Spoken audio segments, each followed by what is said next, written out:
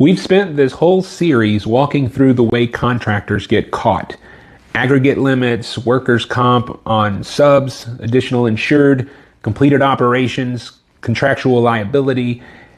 And if you look at all of them together, there's one thing that they all have in common. Almost none of them are really about insurance failing.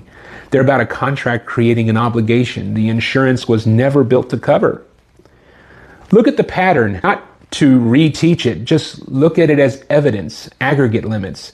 The contract or the job required more than the policy's per claim reality. Additional insured. The contract requires coverage the certificate didn't actually create. Completed operations. The contract or the timeline outlived the policy. Contractual liability. The contract assumes a liability the base policy specifically excluded. Every single one starts with something signed. So why does this keep happening? Here's the core of it. The contract and the insurance policy are two separate documents written by two different parties for two different purposes.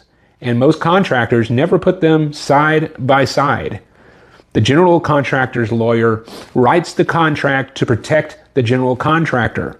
Your policy is written to cover standard operations. By default, nobody's job is to check whether the two match. That gap, the space between what you signed and what you're actually covered for, is where contractors fall. So here's the shift in thinking that changes everything. A construction contract is an insurance document. The insurance requirements section of that contract is telling you exactly what coverage you're promising to have. If you read that section and then confirm your policy actually delivers all of it before you sign, almost every trap in this series disappears. The contract stops being the thing that catches you. It becomes the checklist for what you need. So, what do you actually do going forward? 3 habits. First, read the insurance requirements section of every contract before you sign it, not after. Second, send it to your agent and ask one simple question. Does my policy actually do all of this? And third, if there's a gap, fix it or negotiate the clause before you sign, not after a claim shows up.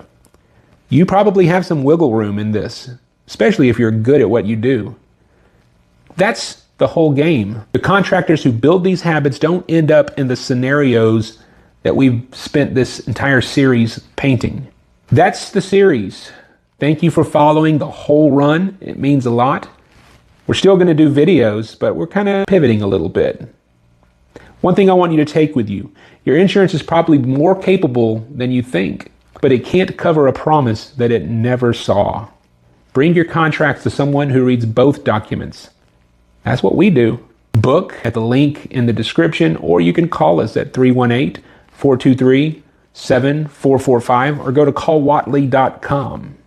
And thank you genuinely for following the whole series. We'll see what's next week.